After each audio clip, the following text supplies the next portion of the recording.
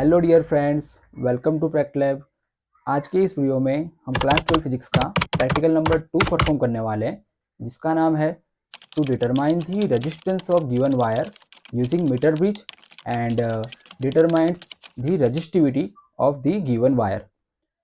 Okay, तो unknown resistance यहाँ पर जो है उसकी वैल्यू हमने प्रैक्टिकल नंबर 1 से फाइंड की थी, जहाँ पर हमने ओम्स लॉ का यूज़ किया था।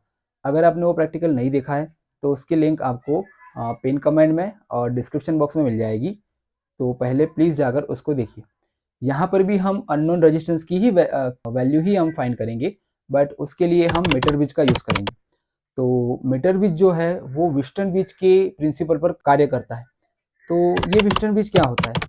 तो जैसे कि आपको यहाँ पर दिख रहा है फिगर में, व्हिटस्टोन ब्रिज क्या है? व्हिटस्टोन ब्रिज एक सर्किट है जिसके अंदर 4 रेजिस्टेंस कनेक्टेड होते हैं और उनके मिडल में गैल्वेनोमीटर लगा हुआ होता है।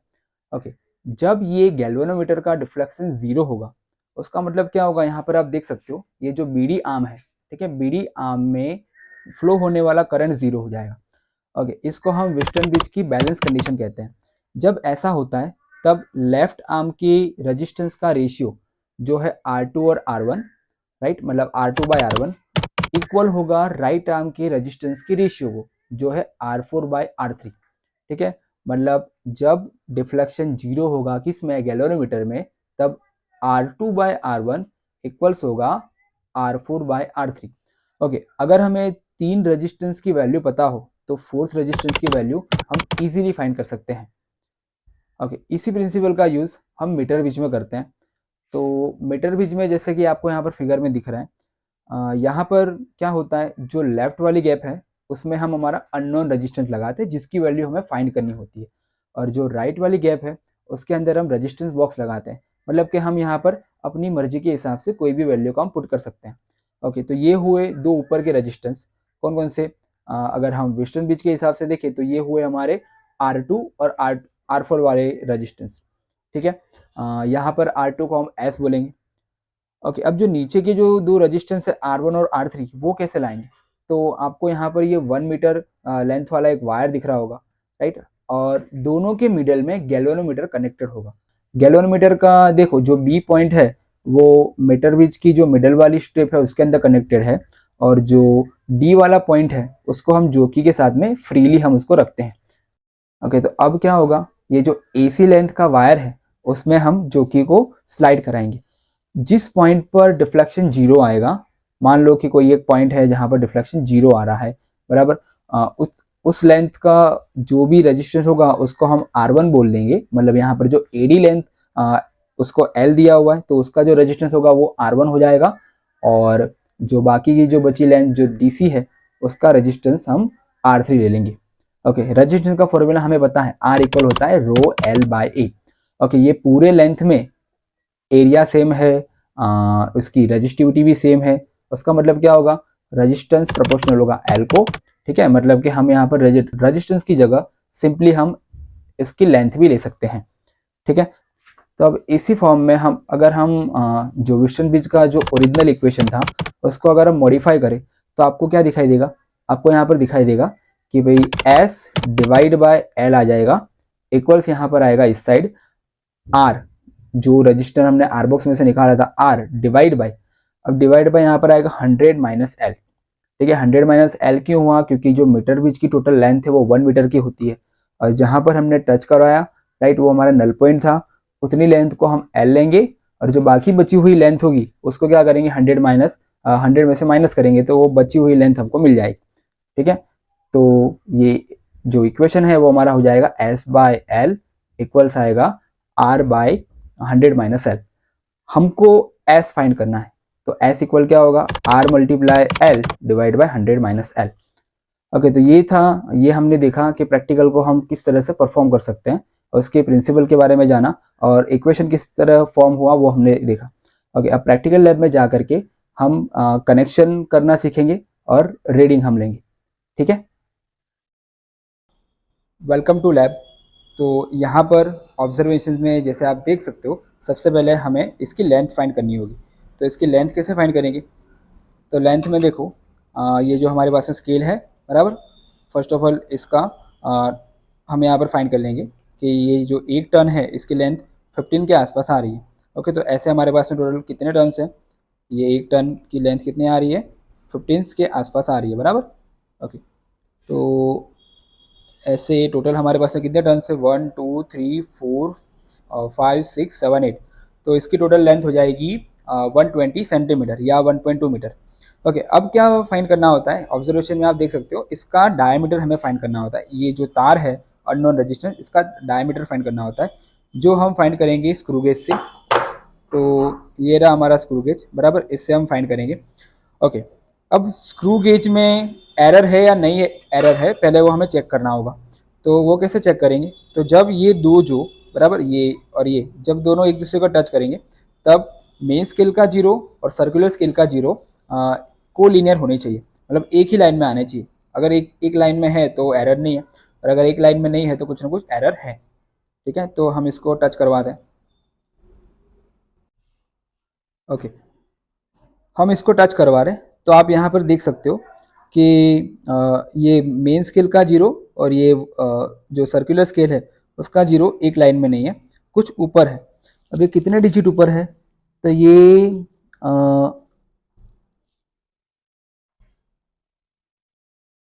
10 डिजिट ऊपर है, बराबर। ये 90 आप देख सकते हो, 90 और ये जीरो, बराबर, ये कोलिनियर हो रहे हैं।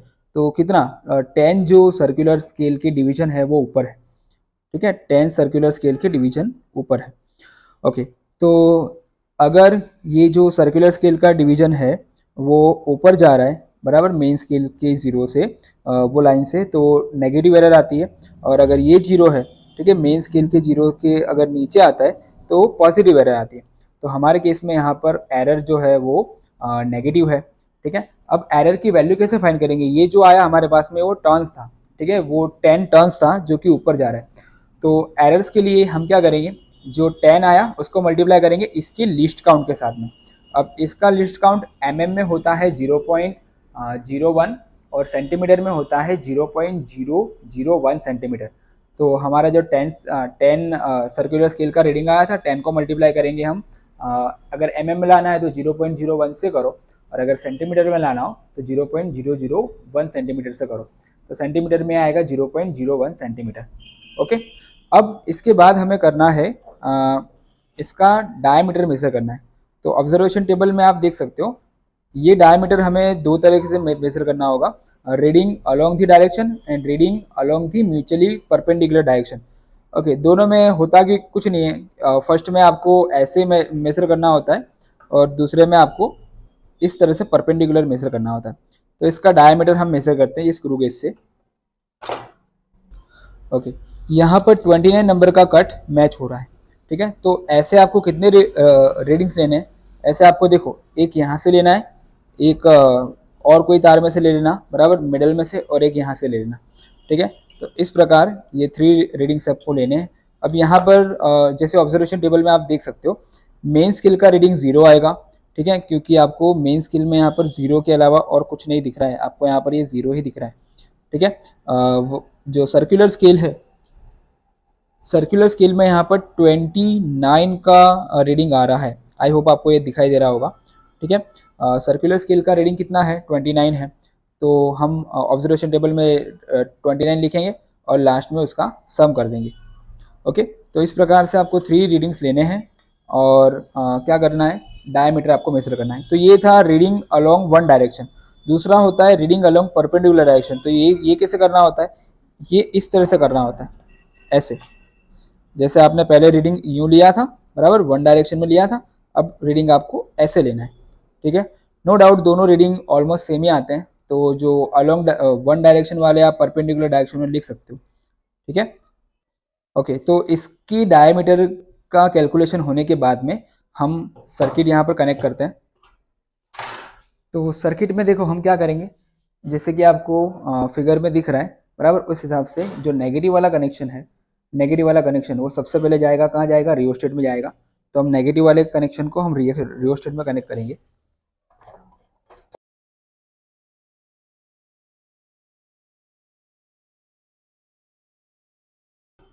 ओके, नेगेटिव में से कनेक्शन जाएगा रियोस्टेट में, रियोस्टेट के नेगेटिव में जाएगा, ये रियोस्टेट का नेगेटिव है। ठीक है, तो यहाँ कनेक्शन जाएगा।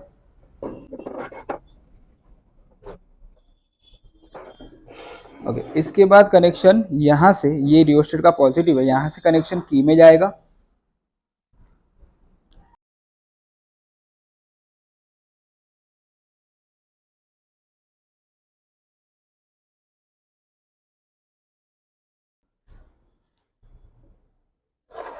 ओके, की से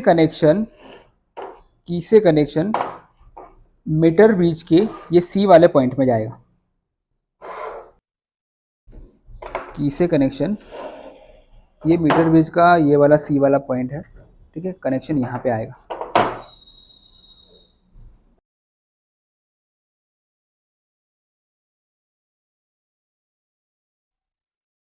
उसके बाद देखो कनेक्शन कहाँ जाएगा, तो उसके बाद ये पॉजिटिव वाला कनेक्शन है।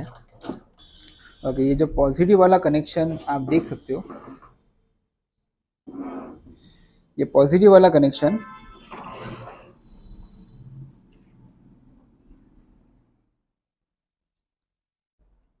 ये ए वाले पॉइंट में आएगा।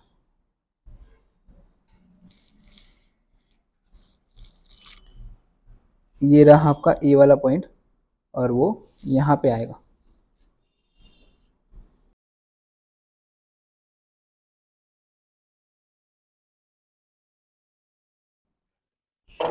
ओके, तो ये था हमारा एक्सटर्नल सर्किट का कनेक्शन। अब यहाँ पर आप जो ये गैप देख रहे हो, ये वाली गैप और ये वाली गैप, ठीक है, तो इस गैप में हम लगाएंगे रेजिस्टेंस बॉक्स को।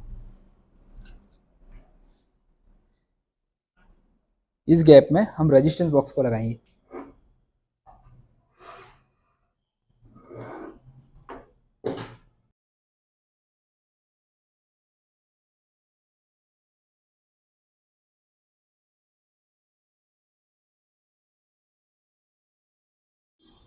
ओके, अब हम गैल्वेनोमीटर को कनेक्ट करेंगे। तो हमेशा याद रखने का कि गैल्वेनोमीटर का जो पॉजिटिव एंड है, बराबर, वो यहाँ पर ये जो बी पॉइंट आपको दिखाई दे रहा है, ये वाला बी पॉइंट यहाँ पर कनेक्ट होगा, उसका पॉजिटिव एंड। और उसके नेगेटिव एंड को हम ये जॉकी के साथ में कनेक्ट करेंगे। ये हमारी जॉकी है और इसके साथ में हम इसको इसके नेगेटिव एंड को कनेक्ट करेंगे।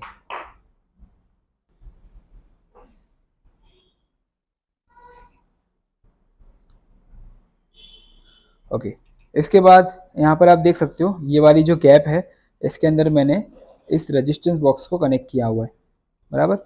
ये जो गैप यहाँ पर आप देख सकते हो, ये ई लिखा हुआ है यहाँ पर, ये गैप है, बराबर। ये ई वाला पॉइंट है, यहाँ पर हमने इस रेजिस्टेंस बॉक्स को कनेक्ट किया हुआ है। ओके, इतना प्रैक्टिकल सेटअप होने के बाद में अब हम प्रैक्टिकल स्टार्ट करेंगे। तो प्रैक्टिकल में क्या करेंगे, पहले तो हम स्विच चालू करेंगे। ओके, उसके बाद ये जो रेजिस्टेंस बॉक्स आपको दिखाई दे रहा है, ये रेजिस्टेंस बॉक्स, इसमें से कुछ वैल्यू का रेजिस्टेंस हम बाहर निकालेंगे, जो होगी हमारी आर की वैल्यू। मैंने यहाँ से 10 का रेजिस्टेंस बाहर निकाला है। अब इसके लिए हम रीडिंग लेंगे।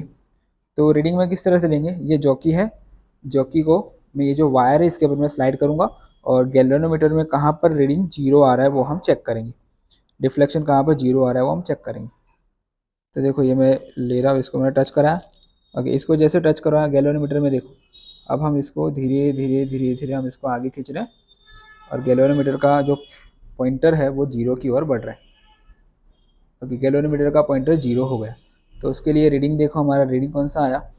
तो रीडिंग, हाँ, अब यहाँ पर दो स्केल है, ऊपर वाली और नीचे वाली। तो आप कौन सी स्केल आप लोगे, आप ऊपर वाली स्केल लोगे, क्योंकि हमारा जो अननोन रेजिस्टेंस बॉक्स है वो ये गैप में है, ठीक है, इसलिए जो ऊपर वाली स्केल होगी वो हमारी होगी, उसका रीडिंग हमें लेना होगा। ओके, तो यहाँ पर देखो ये गैल्वेनोमीटर और कहाँ पर रीडिंग आ रहा है, तो ये हमारा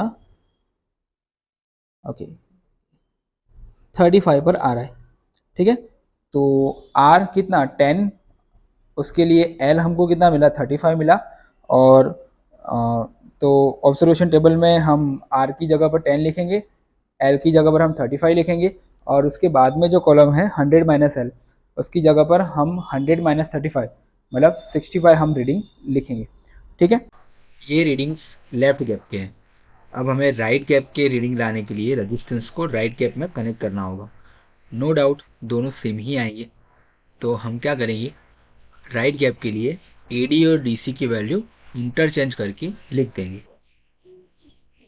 इसके बाद क्या क्या करना होता है, तो इसके बाद ये जो रजिस्टेंस बॉक्स है उसमें से और रजिस्टेंस निकालना है, और दूसरे रजिस्टेंस के लिए भी हमें सेम ही कार्य करना होता है। ओके, यहाँ पर एक चीज़ ध्यान देनी है कि कोई भी रजिस्टर आप वापस लगाओ तो एकदम टाइट लगाना चाहिए। अगर टाइट नहीं होगा तो उसका रजिस्टेंस भी ऐड हो जाएगा और आपका रीडिंग रॉन्ग आएगा। नेक्स्ट रीडिंग हम 20 ओहम के लिए लेंगे। तो यहाँ पर हम क्या करेंगे, ये जो 10 है उसको वापस लगा देंगे, और यहाँ से हम 20 का रजिस्टेंस ये की बाहर निकालेंगे, मतलब 20 का रजिस्टेंस ऐड होगा। अब इसके लिए भी वही मेथड करनी है। क्या करेंगे हम, स्लाइडर, ये जो की है इसको यहाँ पे स्लाइड कराएंगे और गैल्वेनोमीटर में हम 0 डिफ्लेक्शन लाएंगे। तो देखो मैं स्लाइड करवा रहा हूँ और आप साथ साथ में गैल्वेनोमीटर डिफ्लेक्शन भी देखते जाना। ओके, डिफ्लेक्शन आ गया 0, और उसका रीडिंग क्या है, तो उसका रीडिंग हम देखेंगे यहाँ पर, यह आ रहा है हमारा 22 सेंटीमीटर के आसपास आ रहा है। ओके, 22 सेंटीमीटर पर हमारा 0 आया, मतलब यहाँ पर आर आपका 20 ओहम है, और आपका जो एल है वो होगा 22 सेंटीमीटर। उसके लिए 100 माइनस एल होगा आपका 78 सेंटीमीटर। अब बाय सेम वे हम क्या करेंगे, वापस से इसको लगा देंगे। अब हम 5 का रजिस्टेंस लेंगे। ठीक है, आप अपने हिसाब से रजिस्टेंस ले सकते हो। मिनिमम आपको 3 रीडिंग्स लेने हैं, मैक्सिमम आप कितने भी ले सकते हो। तो मैंने 5 का निकाला, और उसके लिए वापस से हम यहाँ पर स्लाइड करेंगे और गैल्वेनोमीटर में 0 डिफ्लेक्शन देखेंगे। ठीक है, तो दोनों चीज़ हम एक साथ में देखते जा रहे हैं। यहाँ पर स्लाइड करवा रहे हैं और गैल्वेनोमीटर में हम 0 डिफ्लेक्शन देख रहे हैं।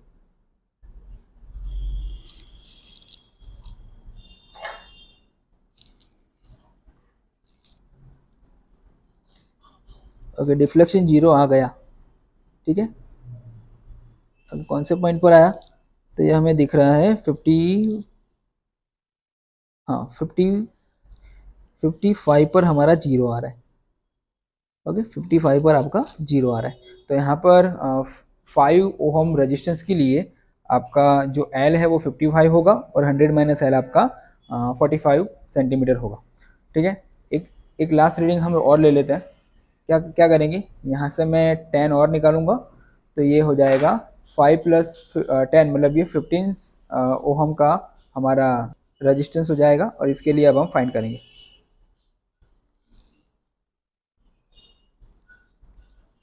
तो आप देख सकते हो गैल्वेनोमीटर में 0 अभी नहीं आ रहा है, अब इसका 0 आ गया।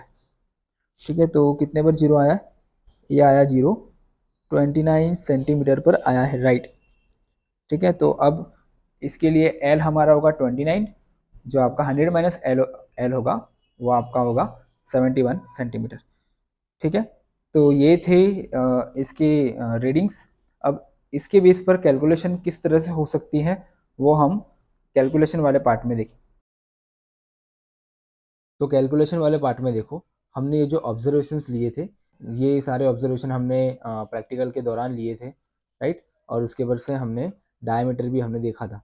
ठीक है, डायमीटर को किस तरह से हम स्क्रू गेज से कैलकुलेट करते हुए हमने देखा था, एरर फाइंड किया था, और उसका सम करके यहाँ पर हम लास्ट में लाए थे। ओके, अब क्या करना होगा, ये हमने जो 3 डायमीटर्स लिए हैं इसका भी हमें मीन लेना पड़ेगा। ठीक है, तो इसका मीन अगर हम ले तो D equals D1 plus D2 plus D3 divide by 3, तीनों तीन का मीन, तो आंसर आएगा आपका 0.038। ओके, तो यहाँ पर करेक्टेड डायमीटर जो भी हमारा आएगा, ठीक है, 0 एरर के साथ में, तो हाँ, तो वो हो जाएगा 0.038। ओके, हमें यहाँ पर रेडियस चाहिए, तो 0.038 डिवाइड बाई 2 करोगे आप, तो ये आ जाएगा 0.019 सेंटीमीटर का रेडियस आएगा। ओके, ये था वायर का कैलकुलेशन। अब उसके बाद में हमने जो रेजिस्टेंस का कैलकुलेशन किया था, लेफ्ट गैप और राइट गैप के, वो यहाँ पे रीडिंग्स आए थे। ओके, अब आपको यहाँ पर करना क्या है, ये सारे के सारे जो भी आपने यहाँ पर कैलकुलेशंस किए बराबर S1 और S2 के लिए, वो आपको दिखाने हैं, प्लस साथ में ये rho delta S1, delta S2, delta S और डेल्टा रो, इसका कैलकुलेशन भी आपको दिखाना होगा। अब एग्ज़ाम में आपको जहाँ तक पूछे वहाँ तक ये सारे कैलकुलेशन आपको बताने की। ओके, मैं यहाँ पर आपको सारे कैलकुलेशन दिखाऊंगा, बट एग्ज़ाम में आपको जहाँ तक पूछा हो, बराबर, अगर रो फाइंड करने का बोला हो तो यहाँ तक ही करने का, डेल्टा S1 डेल्टा S2 या डेल्टा S ये बोला हो तो यहाँ तक ही करने का, बराबर। ओके, तो सबसे पहले हम अननोन रेजिस्टेंस जो है उसका कैलकुलेशन करेंगे। जो आएगा हमारा S इक्वल फॉर्मूला दिया हुआ है R multiply L divide by 100 - L, मतलब कि ये कैलकुलेशन हम S1 के लिए कर रहे हैं। हम क्या करेंगे, यहाँ पर सारी वैल्यू हमें दिख रही है, बराबर, कि S1 इक्वल्स लाना हो तो देखो S1 में ये वाली वैल्यू अगर हम ला रहे हैं तो किस प्रकार से लाएंगे, ये R की वैल्यू है, ये L की वैल्यू है और ये 100 - L की वैल्यू है। बस सारी वैल्यू आप पुट कर दो, आपका आंसर आ जाएगा 10 मल्टीप्लाई में 35 डिवाइड बाय 65 तो ये आपका हो जाएगा 5.38। उसी तरह से हम बाकी की कैलकुलेशन भी कर लेंगे। ओके, अब इन सब के ऊपर से हमें लाना होता है एस, ठीक है, मतलब जो लेफ्ट गैप का रेजिस्टेंस है वो लाना होता है। तो हमने जो भी ये S1 S2 S3 लाए उसके ऊपर से हम इसका मीन निकाल लेंगे तो वो हमारा एस हो जाएगा। तो एस इक्वल्स हो जाएगा S1 plus S2 plus S3 plus S4 divide by 4। Okay, और ये अपना हो जाएगा 5.8125। ओके, यहाँ पर क्योंकि हमारी सारी वैल्यू 3 डिजिट्स में है तो ये वैल्यू भी हमें 3 डिजिट्स में ही लेना है, मतलब 5.81 हमारा आंसर आएगा। ये 25 को हम राउंड ऑफ कर देंगे। ओके, तो 5.81 आ गया। अब सेम वे में आपको unknown resistance S dash find करना है। ये एस और एस डैश क्या है, तो एस हमारा लेफ्ट गैप का रेजिस्टेंस है और एच डैश आपका राइट गैप का रेजिस्टेंस है, ठीक है। ओके, यहाँ पर भले S1 S2 लिखा हुआ है, बट इसका जब हम मीन निकालेंगे ये पूरे S1 का तो ये इसका मीन हो जाएगा S, और ये पूरे S2 का मीन हो जाएगा S डैश, ठीक है, ये आपको याद रखना है। अब अननोन रेजिस्टेंस एच डैश की बात करते हैं। तो एच डैश में आपको क्या करना होगा, एच डैश मतलब जो राइट गैप का अननोन रेजिस्टेंस है वो उसकी कैलकुलेशन करनी है। तो उसकी कैलकुलेशन कैसे करेंगे, जो यहाँ पर कैलकुलेशन आपको दिख रही है यही सारी कैलकुलेशन यहाँ पर आप कॉपी पेस्ट करोगे। तो एस डैश में हमने सारे एस की कैलकुलेशन हमने कॉपी पेस्ट की है।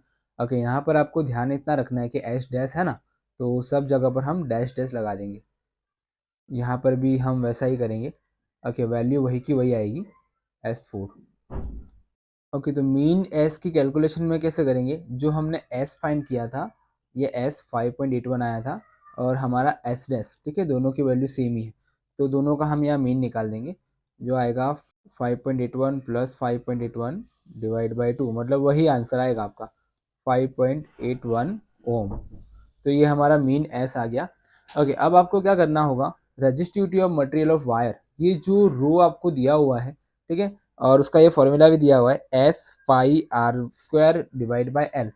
ओके, तो जितने भी आपने रीडिंग्स आपने लिए सबके लिए आपको ये रो फाइंड करना होगा। मैं आपको एक रो फाइंड करके बताता हूँ, ठीक है, उसके बेस पर हम बाकी का एज इट इज़ फाइंड करेंगे।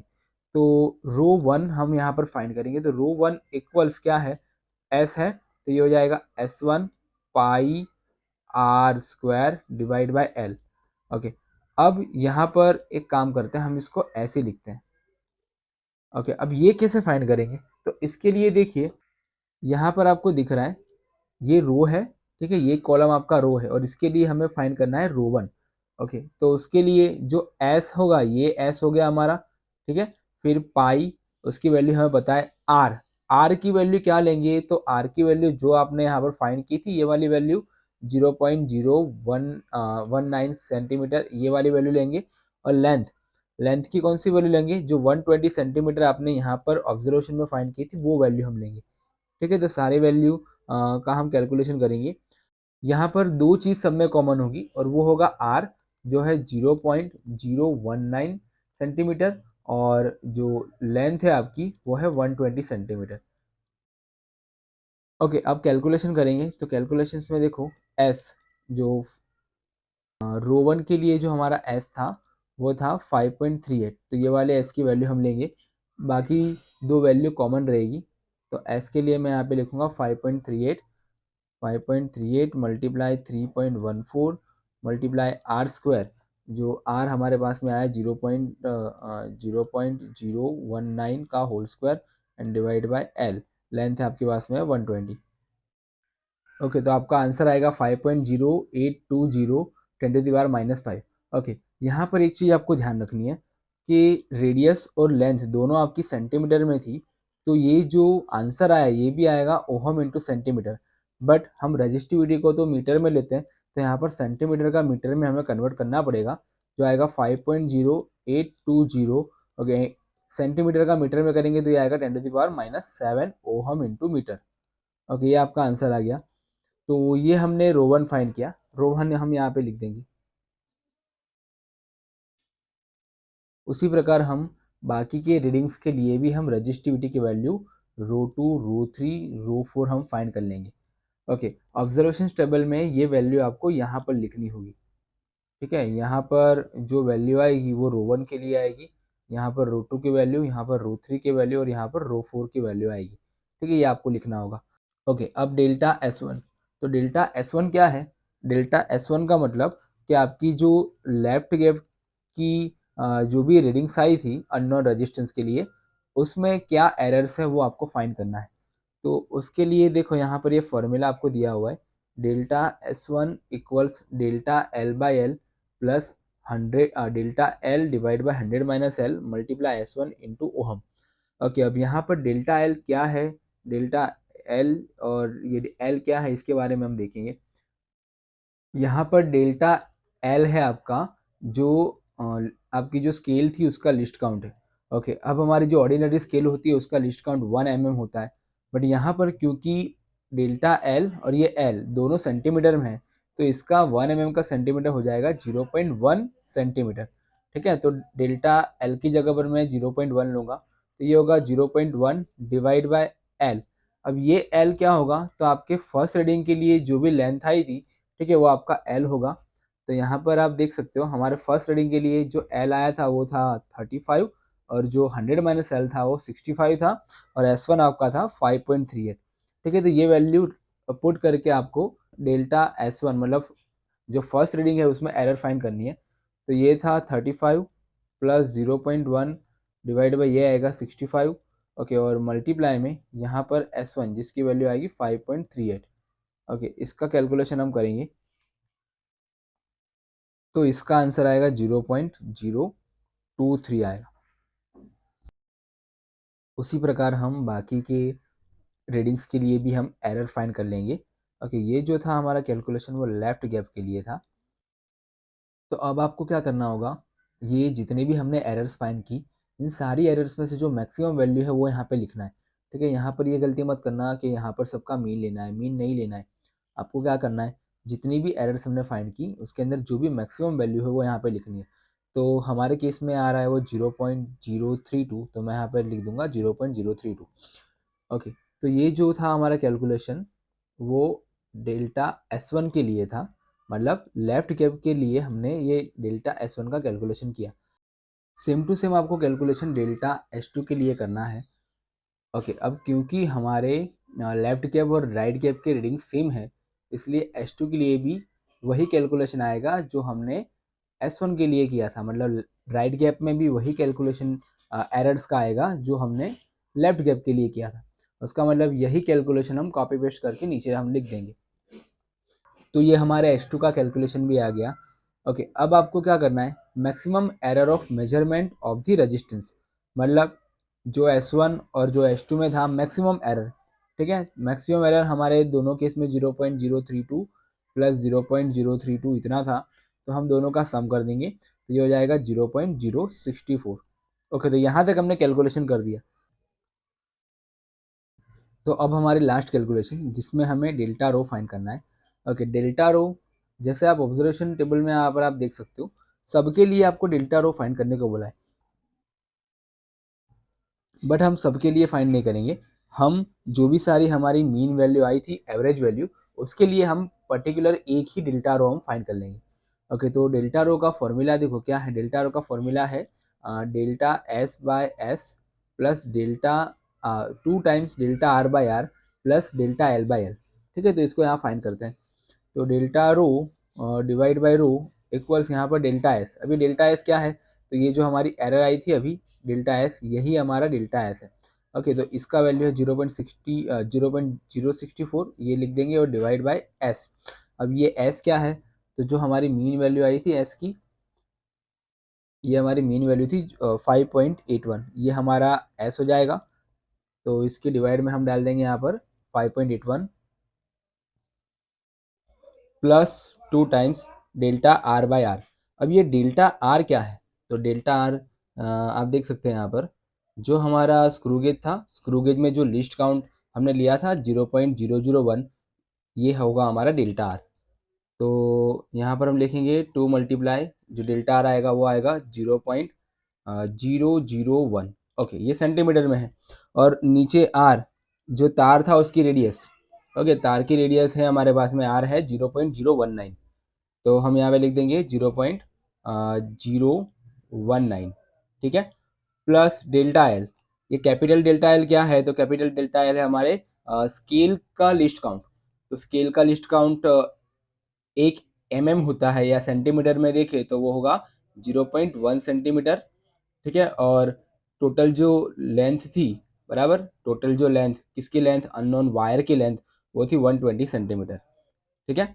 ओके, तो इतना हम लिखेंगे और इसका कैलकुलेशन करेंगे। ओके, इसका आंसर आएगा 0.117, ठीक है, ये आया डेल्टा रो बाय रो।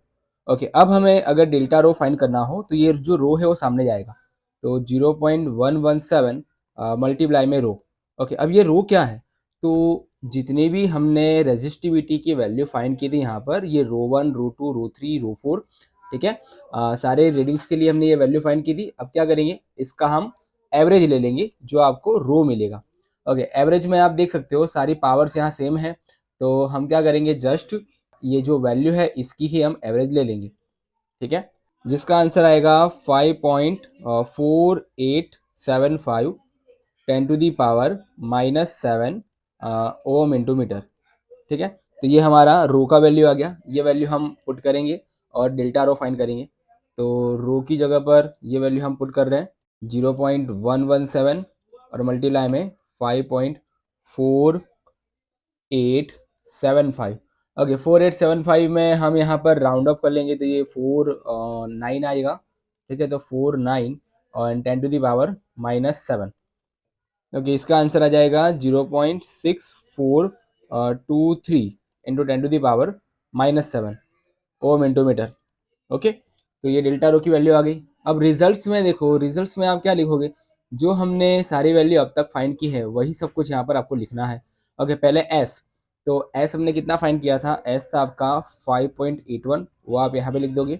Okay, delta S, delta S की वैल्यू देखो, डेल्टा एस की वैल्यू ये है 0.064 ओहम, तो यहाँ पर हम लिख देंगे 0.064 ओम। ओके, रो, रो का वैल्यू क्या है, तो रो का वैल्यू जो आपका एवरेज आया था, ठीक है, एवरेज कितना आया था, ये रो का वैल्यू 5.49 10 टू दी पावर -7, वो हम यहाँ पे लिख देंगे 5.49 10 टू दी पावर -7। और जो आपका डेल्टा रो आया था, अभी हमने कैलकुलेट किया, कितना था, 0.6423। ओके, 0.6423, इसको भी हम राउंड ऑफ करेंगे 3 डिजिट में, तो 0.64 ही लिखेंगे एंड 10 टू दी पावर आ जाएगा -7। ओके, तो इस एक्सपेरिमेंट में हमने थियरी, प्रैक्टिकल्स एंड कैलकुलेशन वाले पार्ट को बहुत ही डिटेल्स में हमने कवर किया है। अगर अभी भी आपको कुछ भी डाउट्स है तो आप कमेंट्स में क्वेश्चन कर सकते हो, हम उसका आंसर जल्द से जल्द देने का ट्राई करेंगे। अगर ये आपको वीडियो अच्छा लगा, सारी चीज़ें अच्छी तरह से समझ में आई, तो लाइक करें, सब्सक्राइब करें और अपने फ्रेंड्स के साथ में शेयर करें, ताकि ये वीडियो उनको भी हेल्पफुल हो सके। Thank you very much and we will meet in the next video. Till then, take care and bye.